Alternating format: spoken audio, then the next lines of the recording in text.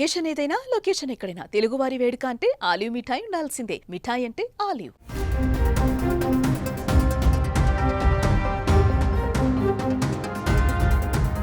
తల్లికి వందనం 15,000 రావాలంటే ఏం చేయాలి? ఏ పత్రాలుండాలి? ఏం చేస్తే 15,000 బ్యాంక్ అకౌంట్లో పడతాయి? పథకం గురించిన వైరల్ అవుతున్న మార్గదర్శకాలేంటి? అసలు ఈ పథకం ఎప్పుడు ప్రారంభమవుతుంది? అర్హతలేంటి? ఇప్పుడు చూద్దాం.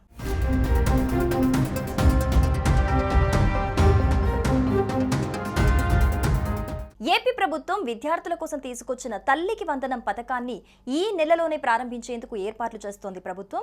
జూన్ 12న స్కూళ్లు తిరిగి ప్రారంభమయ్యే రోజు ఈ పథకాన్ని లాంఛనంగా ప్రారంభించనున్నట్లు సమాచారం.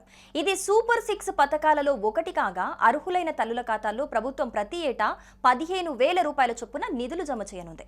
ఈ పథకానికి కావాల్సిన అర్హతల విషయానికొస్తే ఈ పథకానికి దరఖాస్తు చేసుకునేందుకు దరఖాస్తుదారులు ఆంధ్రప్రదేశ్కు చెందిన వారై ఉండాలి. ప్రభుత్వ గుర్తింపు పొందిన స్కూల్లో చదువుతూ ఉండాలి. 1వ తరగతి నుంచి 12వ తరగతి వరకు విద్యార్థులు అర్హులు.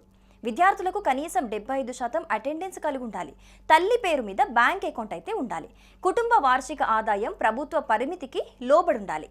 అవసరమైన డాక్యుమెంట్ల విషయానికి వస్తే విద్యార్థి స్టడీ సర్టిఫికెట్, తల్లి ఆధార్ కార్డ్, తల్లి యొక్క బ్యాంక్ అకౌంట్ డీటెయిల్స్, పిల్లల పాఠశాల హాజరు సర్టిఫికెట్, నివాస పత్రము లేదా రేషన్ కార్డ్, కుల ధృవీకరణ పత్రము, అవసరమైతే గనక ఇన్కమ్ సర్టిఫికెట్.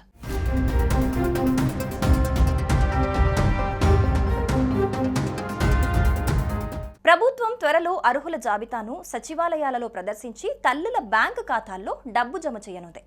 తల్లికి వందనం 15,000 రూపాయలు బ్యాంకు ఖాతాల్లో పడాలంటే విద్యార్థుల తల్లుల బ్యాంక్ ఖాతాను ఆధార్ నంబర్తో పాటు NPCI జూన్ 5వ తేదీలోపు లింక్ చేసుకోవాలి. ఇప్పటి వరకు లింక్ చేసుకోని వారు అనుసంధానం కోసం సమీపంలోని పోస్ట్ ఆఫీస్ లేదా సచివాలయాలలో అయితే సంప్రదించవచ్చు.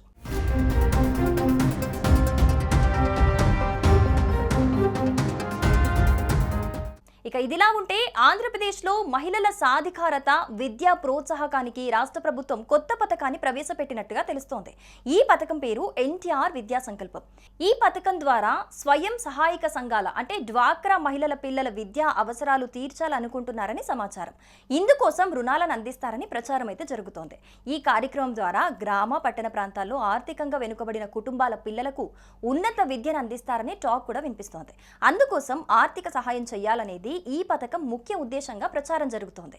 NTR విద్యా సంకల్పం పథకం ద్వారా డ్వాక్రా సంఘాల్లో సభ్యులైన మహిళల పిల్లలకు విద్యా రుణాలు లభిస్తాయి.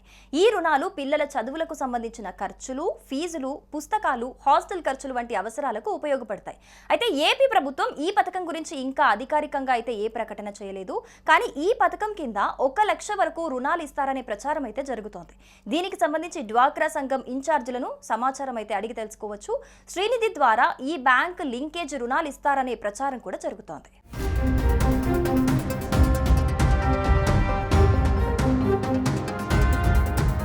కాగా ఏపీ మంత్రివర్గ సమావేశం ఈ నెల 19న జరగనుంది.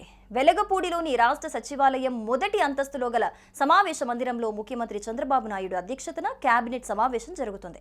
ఈ మేరకు ప్రభుత్వ ప్రధాన కార్యదర్శి విజయానంద్ నిన్న ఉత్తర్వులు జారీ చేశారు.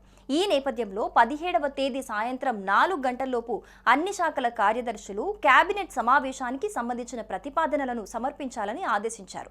ఈ కేబినెట్ సమావేశంలో ప్రధానమంత్రి ఏపీ పర్యటన, రాష్ట్రంలో పెరుగుతున్న కరోనా కేసులు, త్వరలో అమలు చేయనున్న తల్లికి వందనం, అన్నదాత సుఖీభవ పథకాలు మొదలైన ముఖ్యమైన అంశాలపై చర్చించనున్నారు.